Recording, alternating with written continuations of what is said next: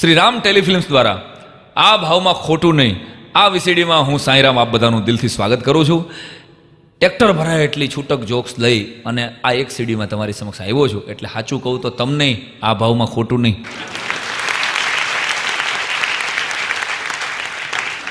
મારી જે ગમતી કવિતાથી શરૂઆત કરવાની ઈચ્છા થાય છે કે દેશ આખાનું બગડી ગયેલું આ લોકેશન સુધારીએ, દેશ આખાનું બગડી ગયેલું આ લોકેશન સુધારીએ, આવો યારો હાથ મિલાવો ફાઉન્ડેશન સુધારીએ. આવો યારો હાથ મિલાવો ફાઉન્ડેશન સુધારીએ. કારણ કે એમએ બીએડ હાંકે રિક્ષા, આટાનો ડખો થયો છે આપણે. આ એમએ બીએડ હાંકે રિક્ષા અને પીએચડી ને મળે ને ભિક્ષા. એમએ બીએડ હાંકે રિક્ષા, પીએચડી ને મળે ને ભિક્ષા, ટ્યુશન ફીથી કથળી ગયેલું એજ્યુકેશન સુધારીએ. આવો યાર હાથ મિલાવો ફાઉન્ડેશન સુધારીએ. ઉપર પ્રેમ ને અંદર નફરત, ઉપર પ્રેમ ને અંદર નફરત, મીઠો માણસ ઝેરનું શરબત. ઉપર પ્રેમ ને અંદર નફરત, મીઠો માણસ ઝેરનું શરબત, માણસના ચહેરા ઉપરનું લેમિનેશન સુધારીએ. આવો યાર હાથ મિલાવો ફાઉન્ડેશન સુધારીએ. અને છેલ્લા શેરમાં કે વેર ઝેરથી જીવે માણસ એકબીજાથી બીવે માણસ, વેર ઝેરથી જીવે માણસ એકબીજાથી બીવે માણસ, સાईं ચાલો આખે આખું ઇન્સ્ટોલેશન સુધારીએ. આવો યારો હાથ મિલાવો ફાઉન્ડેશન સુધારીએ. હાસ્યની સાથે મને ખબર છે આ દેશમાં ઘણી બધી બેંક છે જેમાં તમે પૈસા મૂકી શકો છો, રોકડ રકમ કે દાગીના મૂકી શકો છો, પણ સારી અને સંસ્કારભરી વાતો મૂકવાની ક્યાંય બેંક નથી ને દોસ્ત. તમે બધા અમારી જીવતી જાગતી બેંક છો જેમાં અમે આ બે વાતો મૂકવા આવ્યા. અરે બાકી તો હાસ્ય રસ્તો એટલું બધું મળી જાય છે. વાત દોલતસિંહ કરીને અમારા એક ભાઈબંધ છે, એને લઈને અમે ગોવા ગયેલા, 4-5 બધા ભાઈબંધો જ ગયેલા, હું અને અમારા મનીષભાઈ ને બધા ગયા. અમે બધા ઓલા સનબાથ લેતા હોય ને ધોળિયાઓ, તમે કદાચ ગયા હોય ગોવા, તમે બધા જાજો ક્યારેક તમારા ખર્ચે. હા હા, બધા મા બાપ વગરના છોકરા પડ્યા હોય ને એમ પડ્યા હોય, એની વાદે અમે સીડ્યા. અમે આમ અમારે તો કઈ સનબાથની જરૂર નહોતી. આ ઘીરે બાથ નથી લેતા, એ શું કામ સનબાથ લેવો જોઈએ? છતાંય અમે ઓળી અમે ધોળિયાનો વાદ્યો, અમે દોલતસિંહ મનીષભાઈ બધા એમ વેકરામાં ધૂળમાંથી પડ્યા. એમાં એક ધોળિયાએ આવી અને અમારા દોલતસિંહ નામના મિત્રને કીધું કે હે મેન યુ આર રિલેક્સિંગ. એટલે દોલતસિંહને અંગ્રેજીમાં ટાંટિયા ટૂંકા પડે, એ કે નો નો આઈ એમ દોલતસિંહ કહેવાય. વળી બીજાએ કીધું હે મેન યુ આર રિલેક્સિંગ. એટલે કે ના ભાઈ ના તો પાડી, આઈ એમ નોટ રિલેક્સિંગ, આઈ એમ દોલતસિંહ. 3 જણાએ કીધું ને કે હે મેન યુ આર રિલેક્સિંગ. કે ભાઈ આ કોણ કે ઊભો થયો અને 2-3 થોડી આગળ પડ્યા હતા ને ત્યાં જઈને કીધું કે ભાઈ યુ આર રિલેક્સિંગ. કે યા યા. તો ઓલી બાજુ જાને ઓલા ક્યારના ગોતે શીખે તમે.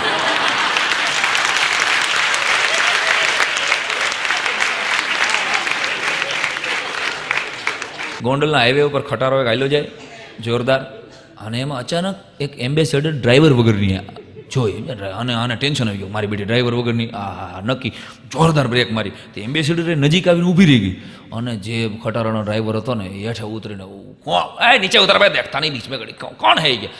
તો હળવે એક દઈને એમ્બેસેડર ખુલી, એનો દરવાજો ખુલ્યો, એમાંથી એક આવડો વેતીયો માણસ નીકળ્યો. હા સદાજી કેમ છે? અને સરદારજીએ સીધો આમ કાટલો પકડીને ઊભો કર્યો. કે ભાન નથી પડતી કે સીટ માથે બેસી ન હકાવાય, આમાં કોકના જીવ ઊંચા થઈ જાય. બોલો કે હું સીટ ઉપર બેસીને જ હલાવતો હતો યાર, બ્રેક મારવા નીચે ગયો હતો.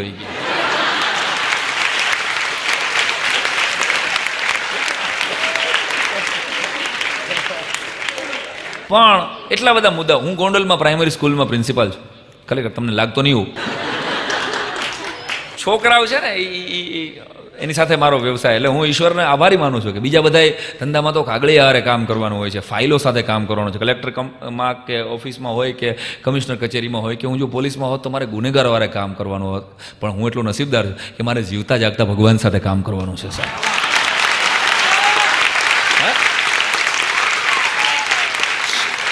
શિક્ષણનો એવો પવિત્ર વ્યવસાય, અને એની સાથે હું ઈશ્વરનો આભારી છું કે મને શિક્ષક બનવાનો મોકો મળ્યો. અને છોકરા મને રોજ એક જોક આપી જાય. હા, એક છોકરા મેં બોર્ડમાં લખ્યું ધીરજના ફળ મીઠા.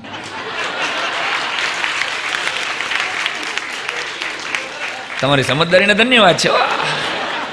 ધીરજના ફળ મીઠા આટલું લખીને ત્યાં અમારા પ્રોડ્યુસર રામ ટેલિફિલ્મમાં સંજયભાઈનો ફોન આવ્યો, મને કે આપણે કેદી આ રેકોર્ડિંગ કરવું છે. તો હું એ વાત કરવા જરીક બહાર ગયો ને ક્લાસની બહાર, ત્યાં મારા ક્લાસમાંથી એક નંગે ઊભા થઈ અને મીઠા ચેકી નાખ્યું અને ત્યાં ખાટા લખી નાખ્યું.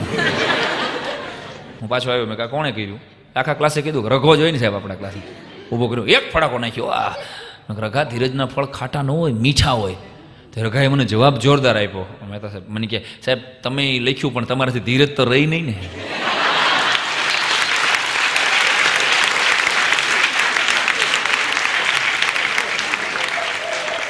તમે સીધી ખેંચી જ લીધી ને. મને કે હા એવડી મોટી વાત કરી જાય છે છોકરા. હા, મેં એક છોકરાને પૂછેલું, મેં 1947માં આપણો દેશ આઝાદ થયો હતો. એટલે છોકરાએ કીધું હા આઝાદ થયો તો બરાબર, સંભળાયું, જનરલ નોલેજ પાકું કરાવતો હતો. 1950માં શું થયું હતું? એક નંગ ઊભો થયો કે આઝાદીને 3 વર્ષ થયા થઈ ગયા. આને તમે શું શીખવાડી દો મને એમ કહેવા, મગજમાં ઘોવા પાડી દે ને સાહેબ. હા એવી પ્રજા. એક છોકરાને પૂછ્યું, મેં કીધું હિમાલય ક્યાં આવ્યો? એ કે સાહેબ મારી શેરીમાં નથી ક્યાંય ગયા. ઊભો કર્યો, બીજાને ઊભો કર્યો, હિમાલય ક્યાં આવ્યો? એ સાહેબ લંચ બોક્સમાં નીકળી ગયો છે. એ ગયા મારી બાએ આપ્યો ને. ત્રીજા, તને ખબર છે હિમાલય ક્યાં આવ્યો? એ કે સાહેબ મારી બાએ કીધું નથી મને, મૂકી દીધો હોય છે આડો અવળો. 40 જણામાંથી આખા ક્લાસમાંથી કોઈ મેં શીખવાડ્યું હતું 3 દિવસ પહેલાં, તોય ભૂલી ગયા. ઊભા કર્યા, બેન્ચ ઉપર ઊભા થઈ ગયા. કોઈને સાલો ખબર નથી હિમાલય ક્યાં આવ્યો. તો બેન્ચ ઉપર જે ઊભા કર્યા ને ત્યાં વાંયથી એક જણો પાછો બોલ્યો, એ કે સાહેબ અહીંથી દેખાતો નથી હો.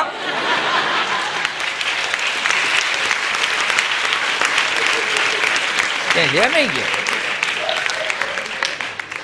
છોકરાને પૂછ્યું, મેં કીધું બસ અને ખટારામાં તફાવત શું હોય? ચાલો જનરલ નોલેજ બીજા ત્રીજા ધોરણમાં અમારે એવું આવે. તો મેં નાગણ સાહેબ પૂછ્યું, મેં કીધું બસ ને ખટારામાં ફેર કે? આટલું કીધું ને એક નંગ બધું કે સાહેબ બસમાં આટલા ટાયર હોય. સામ્યતા કીધી. કોકે વળી એક નંગે જોરદાર જવાબ આપ્યો. એ કે સાહેબ બસને રિવર્સ લેવી હોય ને તો સીટી મારવી પડે.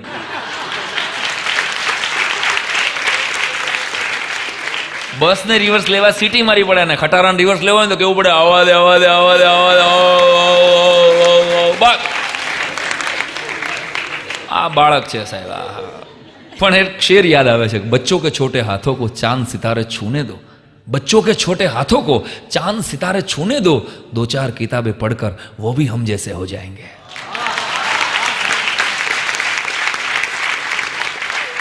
दो चार किताबें पढ़कर वो भी हम जैसे हो जाएंगे. એટલે કહેવાની ઈચ્છા થાય સાહેબ કે મારા એકવાર લગ્ન થયા હતા.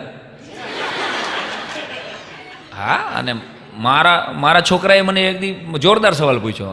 બેઠા બેઠા કંઈક લખતો હતો. મેં કીધું શું કરસ બેટા? મને કે કાંઈ નહીં. શું પણ મારી હું કેમ વારે ઘડીએ જોયા કરસ? મને કે મારા ટીચરે ગાંડા ઉપર નિબંધ લખવાનું કીધું છે.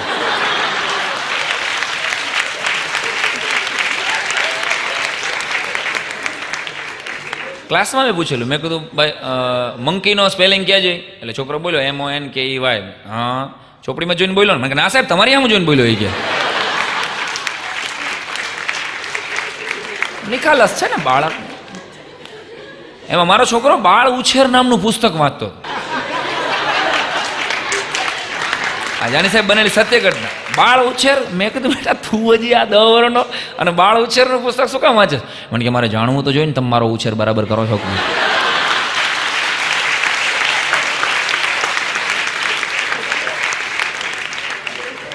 સાહેબ ધંધે લગાડી દેશે. ગોંડલમાં અમારે 2 બજાર છે, નાની બજાર છે અને એક મોટી બજાર છે. મારા છોકરાને હું માર્કેટમાં લઈ ગયો તો હું પરિચય કર્યો. મેં બેટા જો આ નાની બજાર કહેવાય અને આ સાઈડ છે ને એ મોટી બજાર છે. મારા છોકરા મને કે પપ્પા આમાં કાળા બજાર ક્યાં હોય? મેં બેટા એ ભેગી હોય. હવે છોકરાને કઈ રીતે સમજાવવું કે બેટા પરીક્ષાની જિંદગી પૂરી થઈ જાય ને પછી જિંદગીની પરીક્ષાઓ શરૂ થાય છે.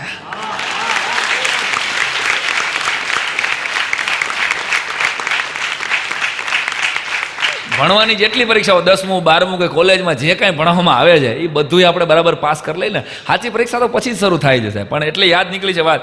બાકી તો લગ્ન જીવનની ઘણી બધી વાતો હું કરતો હોઉં છું. એક સાસુ પાસે જમાઈરા કીધું હતું, એ જમાઈરા તમે અમારી ₹1,00,000 રૂપિયાની દીકરીની કેવી દશા કરી નાખી? તો જમાઈ હતો ધોમ કડડાટી કે 50,000માં પાછી જોતી જ.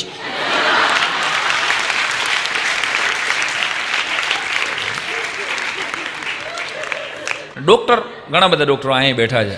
ડૉક્ટર સાહેબ એક એના પેશન્ટને મળ્યા. તો પેશન્ટ પાસે જઈને ડૉક્ટરે આમ માર્કેટમાં મળ્યા. એટલે 3-4 દિવસ પહેલાં માથાનો દુખાવા માટે આવ્યો હતો. એટલે આણે કીધું કે કેમ છે તમારા માથાનો દુખાવાને? એટલે પેશન્ટ કે પિયર ગઈ છે.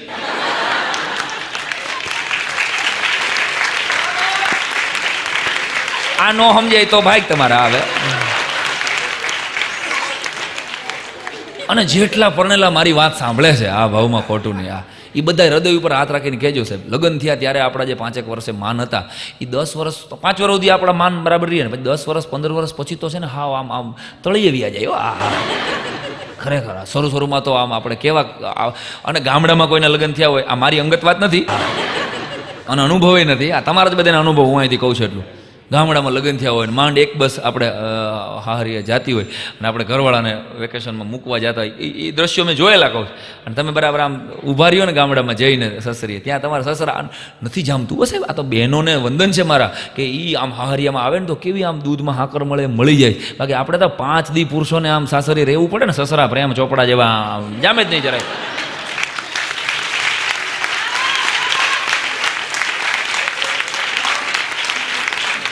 અને વચમાં જ બેહીને દાઢી કરતા હોય ભાઈ, ઓસરીમાં બેહીને આપણે ઊભા રહીને દરવાજે આવો આવો કુમાર, ધડ દઈને લોંદો આવે દે આપણા પગમાં,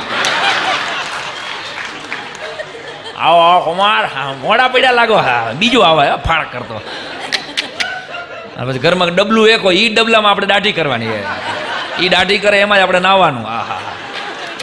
આ તો તમને યાદ રહેશે, આવો આવો કુમાર. જ્યારે જ્યારે તમે તારા સાસરી જાશો ને,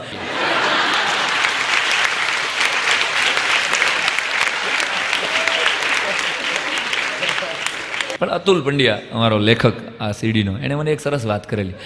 મને કે સાહેરામ વારે ઘડીએ આપણે એવું થાય કે લગ્ન થયા હોય ને ત્યારે બધા વચનો આપે, ખોટી ખોટી વાતો કરે, પછી લગ્ન થઈ જાય પછી તો શું છે 10, 15, 20 વર્ષ પછી તો ખબર બધી પડી ગઈ હોય ને, કુટુંબને બધી ખબર પડી ગઈ હોય, એકબીજાના પાત્રોની, એકબીજાના પરિવારજનોની. અને સગાઈ ટાણે જ બધું ખોટું ખોટું બોલવાનું હોય કે તું જરાય ડરતી નહીં, એમ પપ્પાનો મગજ બહુ સારો છે, અમારું કુટુંબ બહુ ભોળું કુટુંબ છે.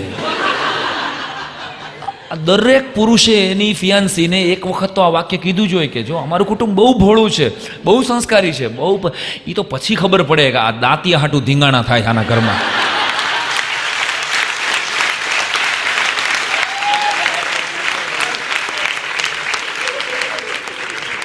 એક લુંગી બાપાને જડે ને બાપા ધબધબાટી બોલાવી નાખે છે.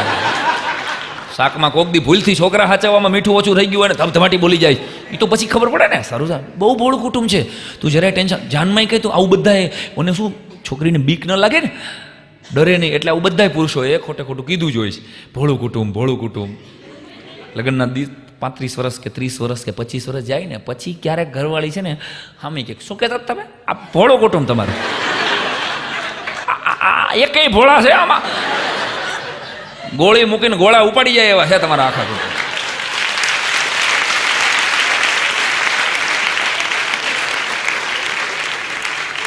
હાથ પેઢીમાં કોઈનામાં ભોળ પણ નથી તમારા કુટુંબ, ભોળું કુટુંબ છે તમારું. તમારા કુટુંબમાં તમારે લગ્ન કરવા તમે જે દી આવ્યા હતા તે દી તમારા બૂટની વાદરી તમારા કાકાનો દીકરો ઉપાડી ગયો હતો, કૂતરી બાંધીને આવ્યા હતા, ભોળું કુટુંબ છે તમારું. આ તમારા જ લગ્નમાં મને બરાબર યાદ છે, આપણા લગ્નમાં જે ઓલો ચૂંટણીમાંથી ઘોડું લઈ આવ્યા હતા એને તમારા જ કાકાના દીકરાએ બીડી અડાડીને ભગાડ્યું હતું. આ ભોળું કુટુંબ છે તમારું. આ ભોળું કુટુંબ. જેની ઘીરે ઉતારા આપ્યા હતા અમે ગામડામાં, એનો સામાન કરિયાવરમાં ચડાવી દીધો હતો.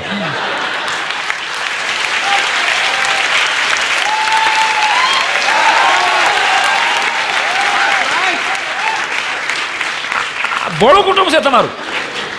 હાલે નીકળે. ડાયાબિટીસ હતી તો 8 ઢેફલા ખાઈ ગયા હતા બધા. 3 ને તો તાત્કાલિક દાખલ કર. હું કામ પણ આવાને લઈને આવ્યા હતા તમે. ઘીરે નો રખાયા ને ડાયાબિટીસ વાળાને 450 ડાયાબિટીસ હતો, કોથરિયું આવ્યા હતા એમને, મને જાતા હતા બધા ઢેફલા લઈને જતા હતા ઘીરે. ભોળું કુટુંબ છે.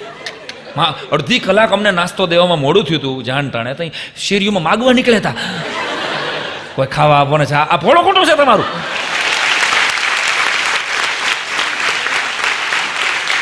પણ અમારા લેખક અતુલના જીવનમાં છે ને લગ્નને 20 વર્ષ થઈ ગયા એટલે મને કે હવે આમાં ક્યાંય મને કે જીવનમાં કંઈ ન કરા, બેંકના હપ્તા બાકી છે ને આ બધું આમાં ટેન્શન જ આવ્યા કરે. પછી મેં અતુલને એક આઈડિયો કીધું. મેં કહું અતુલ તારે તારી લાઈફને પાછી રિવાઇન્ડ કરવી હોય ને તો હું કહું એમ કર. અને તમને બધાને કહું છું જેટલા પરણેલા મિત્રો મારી આ સીડી જોવે છે, તમારે શું કરવાનું, આ સીડી જોઈ લ્યો ને પછી તરત જ ઘરમાંથી લગ્નની સીડી કાઢવાની, તમારા લગ્નની સીડી કાઢવાની. હા, અને એને શું કરવાની, એને આખી રિવાઇન્ડ કર ફોરવર્ડ કરી નાખવાની, સોરી આખી સીડીને ફોરવર્ડ કરી નાખો ને પછી એટલે છેલ્લે વહી જશે સીડી, અને પછી ત્યાંથી રિવાઇન્ડ કરવાની. હું કહું એવી રીતે જ તમારે તમારા લગ્નની સીડી જોવાની છે, મારી ફોરવર્ડ ન કરતા. આઈ રિપીટ, સમજી લેજો, તમારા લગ્નની સીડી તમારે પહેલાં ફોરવર્ડ કરવાની અને પછી રિવાઇન્ડ કરવાની. રિવાઇન્ડ કરશો ને એટલે શું થશે ખબર છે? મજા. તમને તમારા લગ્નમાં તમને 1 કલાક હસવાનું મળશે. તમારા ઘરમાંથી પહેલો સીન કયો આવશે ખબર છે? લગ્નમાં તમારા ઘરમાંથી કંકુ પગલાં ઉઠશે.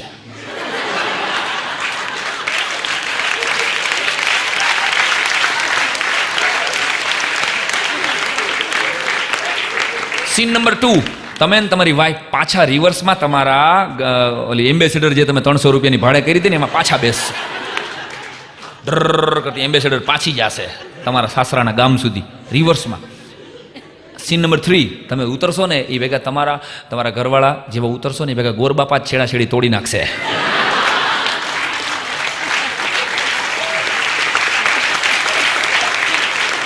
સીન નંબર 4, ચાંદલા કર્યા હતા ને ચાંદલા ગોરબાપા ભૂહી નાખશે. વરમાળા પાછી ખેંચી લેશે. હસ્તમેળાપ કર્યા હતા ને છૂટા પાડવામાં આવશે. માથે ઓલી ઘડિયાળું બડિયાળું રાખી હતી ને ઘા કરી દેવામાં આવશે. પેલા પગ અડાડ્યા હતા ને આમાં કરીને એ પાછા ખેંચવામાં આવશે.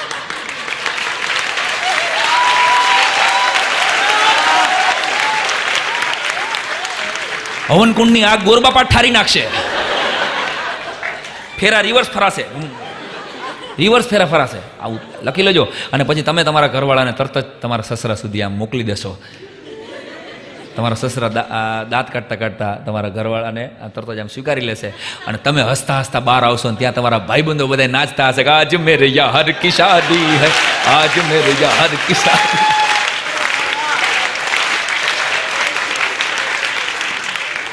વાલા, આનંદ તો તમારી અંદર છે દોસ્ત. આનંદને ક્યાં ગોતવા જાઓ છો તમે પ્રભુ? BMW લઈ લીધા પછી જો આનંદ આવતો હોત ને તો જેની પાસે BMW છે એ કોઈ હુઈ નથી શકતા હાંજ પડે સાહેબ. સાયકલ હતી ત્યારે તમને એમ્બેસેડર લેવી હતી, એમ્બેસેડર આવી ત્યારે તમારે ઇનોવા લેવી હતી, ઇનોવા આવી ગઈ પછી તમારે મર્સિડીઝ લેવી છે. તમારો આનંદ જ્યાં સુધી શિફ્ટ થયા કરે છે, યાદ રાખો, તમારો આનંદ એક જગ્યાએથી બીજી આમાં નથી, આથી આગળ જ્યાં સુધી જયા કરે છે ને ત્યાં સુધી સંતોષ જેવો આ જગતમાં કોઈ આનંદ જ નથી મારા વાલા. એટલે જે મળ્યું છે, આહા, ઈ હંમેશા આ મહામંત્ર છે આ કેસેટનો. આ ભાવમાં જે મળે ને, ઘરવાળી મળી આ ભાવમાં ખોટી નહીં, ભાઈબંધ મળ્યો આ ભાવમાં ખોટો નહીં. ભૂલ આપણને ઐશ્વર્યા રોય હારે જ આપણે પૈણા છીએ એમ જ માનો. શું કામ તમે નબળું વિચારો છો સાહેબ? આ મોટી મોટી હું તો ઘરની બહાર નીકળું ને ત્યારે આમ મોટા મોટા બંગલાઓ જોઉં તો મને એમ જ થાય કે મેં બધાને ભાડે દીધા છે. આપણું છે. આ રિલાયન્સ હોય કે ટાટા હોય કે બજાજ હોય, મોટી મોટી કંપની મારાથી સંભાળી શકાય એમ નથી એટલે એ લોકો મારા વતી સાચવે છે. આ દેશનો વડાપ્રધાન કે મુખ્યમંત્રી હું જ હોઉં, પણ આ તો એ મોટા છે એટલે મોટાને જ ગાદી મળે ને. મારો મોટો ભાઈ છે. આપણે શું કામ એવું વિચારવું કે આપણે હાય લૂંટાઈ ગયા? અરે જે આપણને મળ્યું છે એ બહુ સરસ છે અને બહુ મસ્ત છે. આ એટીટ્યુડ છે, આ ભાવમાં ખોટું નહીં. આ અમારો મોજ મંત્ર છે. એટલે કહું છું કે આ તમારા મોબાઈલમાં આઈ લવ યુના મેસેજ કરતાં તમારો પગાર જમા થઈ ગયો છે આ મેસેજ જ્યારે વધારે આનંદ આપવા માંડે ને એટલે સમજી લેવું કે આપણે ઉંમર લાયક થઈ ગયા છે.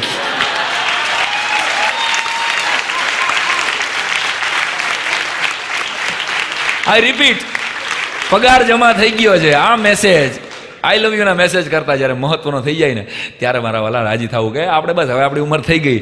એટલે એક શેર યાદ આવે છે કે કિસકો અપને ઘાવ દિખાએ હાલ સુનાએ જી કે, કિસકો અપને ઘાવ દિખાએ હાલ સુનાએ જી કે, इंसानों से ज्यादा अच्छे पत्थर किसी नदी के.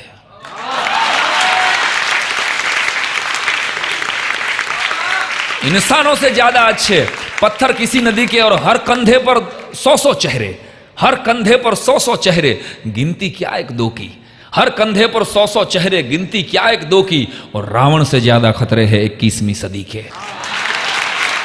रावण से ज्यादा खतरे हैं 21वीं सदी के. दोस्त, મુંબઈના મિડ ડેમાં મારી એક કોલમ હાલે છે ને એમાં મને એક જણાએ સવાલ પૂછેલો. મને કે સાંઈરામ, તમે લોક કલાકાર છો, હાસ્ય કલાકાર છો, તો તમારા મતે વલ્ગારિટીની વ્યાખ્યા શું? What is the definition of vulgarity?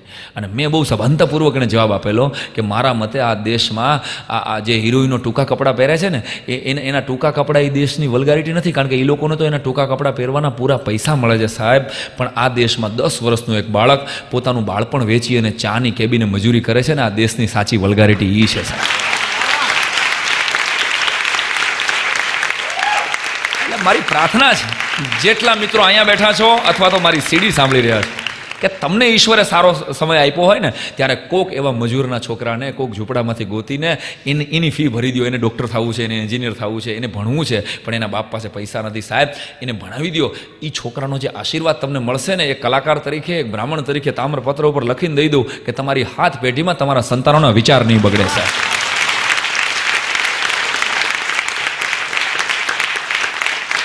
નહીતર તમે તમારા છોકરાને કોન્વેન્ટ સ્કૂલમાં ભણાવશો, 5 લાખનું ડોનેશન દઈને ભણાવશો, યાદ રાખજો એને છરી મારવા વાળો ઝૂંપડામાં હબડે છે અને એ તૈયાર જ છે, કારણ કે એને એના હકનું નથી મળ્યું, એટલે એનો રિબાઉન્ડ લેવાનો છે. ત્યારે આ ભાવમાં ખોટું નહીં. આ સીડી આપ સાંભળી રહ્યા છો અને મને એક મારી પ્રાર્થના ચિઠ્ઠી, ઘણા બધા મોબાઈલમાં બ્લૂટૂથમાં ફરે છે. એક નાનકડા 7મા ધોરણમાં ભણતા બાળકે ઈશ્વરને પત્ર લખવાનું એકવાર વિચાર્યું અને આમાં સમાજનો કટાક્ષ છે, સમાજનું એક વરવું ચિત્ર છે. અહીં કદાચ આપ બેઠા છો અને ગમશે. એક બાળકે પત્ર લખ્યો કે હે તું ભગવાનભાઈ ઈશ્વરભાઈ પરમાત્મા, શંખ ચક્રવાળા, મુકામ સ્વર્ગ, જિલ્લો આકાશ, ગગન નગર, નર્કની સામે. પ્રિય મિત્ર ભગવાન, હું તારા ભવ્ય મંદિરની બાજુમાં આવેલી એક સરકારી નિશાળમાં ભણું છું, 7મા ધોરણમાં. મારા પિતાજી દાણાપીઠમાં મજૂરી કરે છે અને મારી મા 4 ઘરના કામ કરે છે. મારા મા બાપ મને શું કામ નિશાળે મોકલે છે એ તો ખબર નથી, પણ હા, મધ્યાહન ભોજનમાં મફત જમવાનું મળે છે અને સ્કોલરશીપના પૈસા મળે છે ને, એટલે મારા મા બાપ મને નિશાળે ધકેલી દે છે. હે ભગવાન, મારે તને 4-5 સવાલ પૂછવા છે. મને તું જવાબ આપીશ ને તો મને 7મા ધોરણની એક્ઝામ પહેલાં કામ લાગે. એમ કરીને આંસુઓ ગાળીને બાળકે સવાલ પૂછ્યા છે. સાંભળજો, એક નાનકડો કટાક્ષ. પ્રશ્ન નંબર 1: ભગવાન, હું રોજ સાંજે તારા મંદિરે આવું છું અને રોજ સવારે નિશાળે પણ જાઉં છું. તારી મૂર્તિ ઉપર સેન્ટ્રલાઇઝ એસી છે અને હું જ્યાં બેસું છું ત્યાં છાપરામાંથી પાણી ટપકે છે. આવું કેમ? પ્રશ્ન બીજો કે મારી નાની બહેનના ફાટેલા ફ્રોક ઉપર કોઈ થીગડું મારવાય આવતું નથી અને તારા સવાર સાંજ પચરંગી વાઘા બદલાવવામાં આવે છે. ઈશ્વર, ખોટું ન લગાડતો, હું તને જોવા નહીં, તારા કપડાં જોવા માટે મંદિરે આવું છું. ખોટું ન લગાડતો ઈશ્વર, હું તને જોવા નહીં, તારા કપડાં જોવા માટે મંદિરે આવું છું. પ્રશ્ન ત્રીજો કે તને સવાર સાંજ આમ ભોજનના થાળ ધરાવવામાં આવે છે, 32 ભાતના ભોજન ને પકવાન, તું તો ખાતોય નથી અને રોજ અડધી મુઠ્ઠી હેઠા ભાત ખાઈને અડધો ભૂખ્યો હું ઘરે જાઉં છું. આવું કેમ? પ્રશ્ન ચોથો કે મારા ઉત્સવોમાં અને તારા ઉત્સવોમાં, તારા જ્યારે મંદિરમાં ઉત્સવો હોય છે ને ત્યારે તારા ધાર્મિક ભક્તો તારા મંદિરમાં હમાતા નથી અને 15મી ઓગસ્ટ કે 26મી જાન્યુઆરીએ 2 મહિનાથી તૈયાર કરેલું દેશભક્તિ ગીત જ્યારે હું રજૂ કરું છું ત્યારે મારી સામે માત્ર મારા 50 બાલમિત્રો અને 5 શિક્ષકો સિવાય કોઈ હોતું નથી. આવું કેમ? હે ઈશ્વર, તારા મંદિરમાં જે સમાતા નથી એ કંઈ મારા મંદિરમાં કેમ ડોકાતા નથી? તારા મંદિરમાં જે સમાતા નથી એ કંઈ મારા મંદિરમાં કેમ ડોકાતા નથી? ને પ્રશ્ન 5મો અને છેલ્લો, મારા ગામના પાદરમાં એક 5 સ્ટાર હોટલ જેવું મંદિર છે અને એક મંદિર જેવી સરકારી નિશાળ છે. મારા ગામના પાદરમાં એક 5 સ્ટાર હોટલ જેવું મંદિર છે અને એક મંદિર જેવી સરકારી નિશાળ છે. ઈશ્વર, મારે ડૉક્ટર થવું છે, મારે ભગવાન થવું છે, પણ તું તો અમારી બનાવેલી મૂર્તિ છો. આ રામ, આ કૃષ્ણ, આ સ્વામિનારાયણ, કોને ખબર છે, કોને જોયા છે? સાહેબ, એક શિલ્પકારની કલ્પના અને આપણી શ્રદ્ધા એને ભગવાન બનાવે છે. તું તો અમારી બનાવેલી મૂર્તિ છો અને આવી જલજલાટ છો. હે ઈશ્વર, અને અમે તો તારી બનાવેલી મૂર્તિ છીએ, અમારા મોઢા ઉપર નૂર કેમ નથી?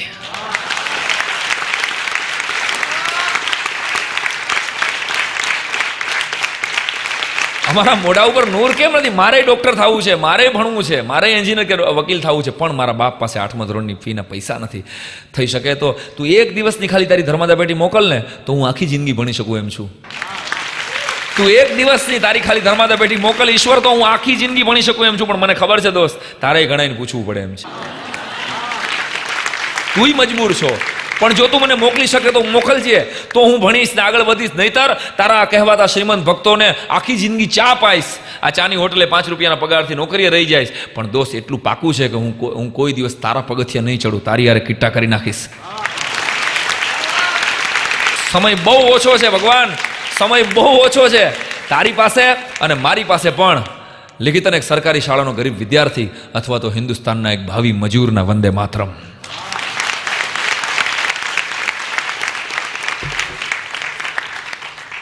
આ પ્રાર્થના ચિઠ્ઠી, આ વેદના, આ સાથે શિક્ષક છું એટલે આ વાત કરવાની મને કાયમ મેં ટેવ રાખી છે. પણ આ ફોટો તમે સરસ જોઈ રહ્યા છો, મને છકડામાં બેહાડ્યો છે.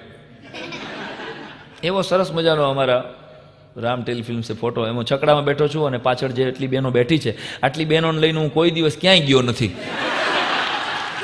આ મંચ ઉપર બેસીને ઓનેસ્ટલી કહું છું. લાકડી લઈને મને બેહાડ્યો છે ને એવું સરસ. આ કોમ્પ્યુટર બધા થઈ ગયા ને, પણ છકડો મેં જોયો એટલે મને યાદ આવી ગયું. છકડો આપણું કાઠિયાવાડનું હેલિકોપ્ટર છે સાહેબ, ખરેખર આપણા ગરીબ માણસનું વિમાન છે. હા, છકડો ન હોત તો વાત જવા દો. મારો ભાઈબંધ છે ને એક ચકો કરીને, એ આમ કુંવારો છે. ચકો હમણાં એક દી આવ્યો, મને કે શું? મેં કીધું ચકા કોણ છે ભેગું? મને કે ખુશ્બુને લઈને આવ્યો છે.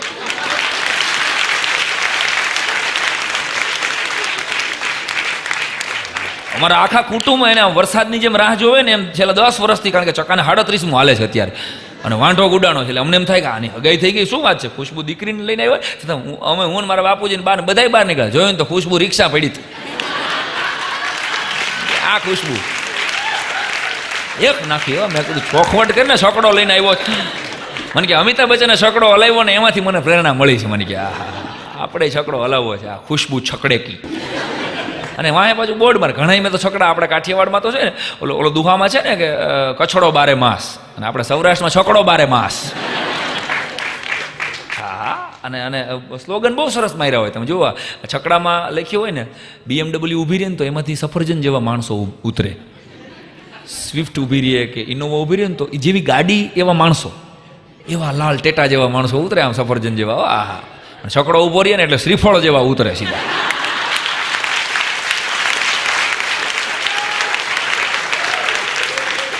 એનો પગ ભૂલથી તમારા પગ ઉપર આવી ગયો ને, ફ્રેક્ચર ન થાય તો હું મૂછ મુંડાવી નાખું.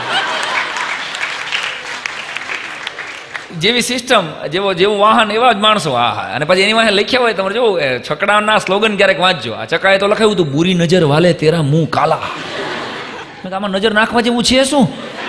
આ રાંઠવાથી તો તું ચાલુ કરસ આખે.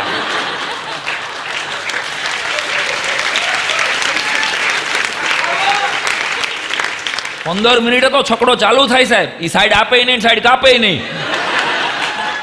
આમ જોવો એમ ત્રાહો થાય.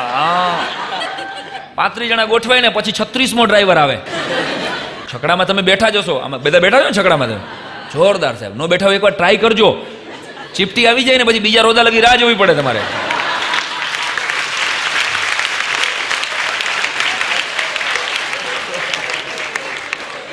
પાંત્રીસ જણા બેઠા હોય, 36મો ડ્રાઈવર બેઠો હોય, અને એક જગ્યાએ તો કૂવામાં ગોંડલમાં મારી બનેલી સત્ય ઘટના, એ કાંઈક ઉતરી ગયો સાઈડ હેઠે, આમ પડી ગયો અને કૂવામાં પડ્યો. 35 અંદર પડ્યા, ડ્રાઈવર બહાર બેઠો બેઠો બીડી પીતો.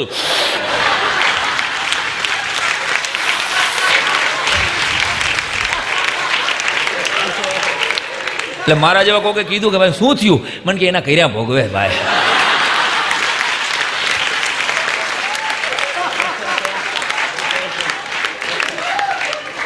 એના કર્યા ભોગવે છે કે તારા ભોગવે છે? આ લગેજનું વાહન છે અને તે આ માણસોમાં ઉપયોગ કર્યો. અને PSI પોતે જ એના ફરિયાદી થઈ ગયા અને કેસ આવેલો જોરદાર કોર્ટમાં, ગોંડલની કોર્ટમાં.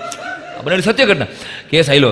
અને જજ સાહેબે પૂછ્યું કે ભાઈ શું છે? તો કે સાહેબ આ છકડો લઈને જતો હતો અને છકડામાં 35 જણા અંદર લાગ્યું છે, માર્યું નથી, પણ આ કેસ તો થાય જ નહીં કે આને ન લઈ જવાય. એટલે હવે જજ સાહેબે છકડો જોયેલો નહીં.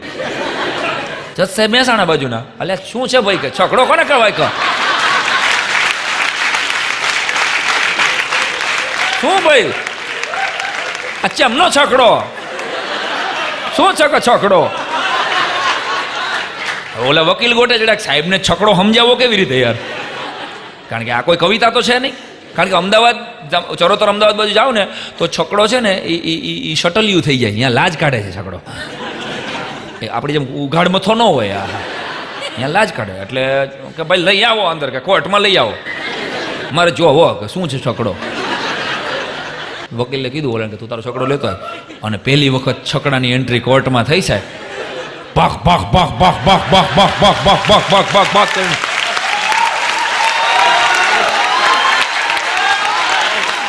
આવ્યો છકડો. છકડાની મજા એ છે કે એની પાસે ઉભા રહીને તમે કોઈ ખાનગી વાત ના કરી શકો કોઈ. અને વકીલો એ સાહેબ આને કહેવાય છકડો, આને દલીલો હાઈ પીચ ઉપર આવી ગઈ એ બધી. આ છકડો છે, છકડો. ક્યાં શું બોલો ભાઈ? જોરથી બોલો કે સાંભળાતું નહીં. કે પેલા છકડો શાંત કરો, આને ઠારો તો જ આપણી દલીલ થઈ શકશે.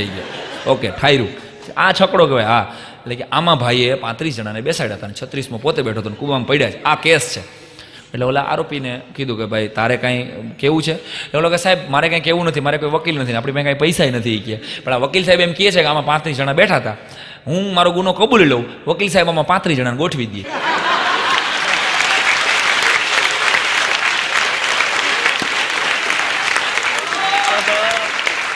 જે સજા દે એ કબૂલ.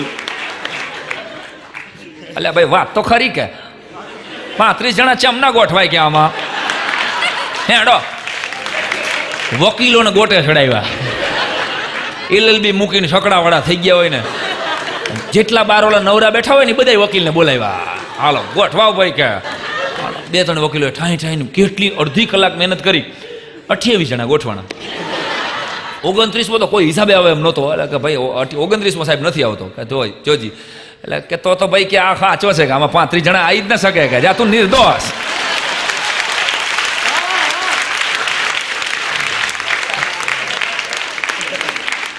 મોરલ ઓફ ધ સ્ટોરી એ છે કે જેવો એ નિર્દોષ છૂટીને બહાર નીકળ્યો ને, એટલે ચા પીતા પીતા એ PSI જેને કેસ કર્યો હતો ને એની સામે જ 35 જણાને ભરીને નીકળી ગયો. જય માતાજી સાહેબ.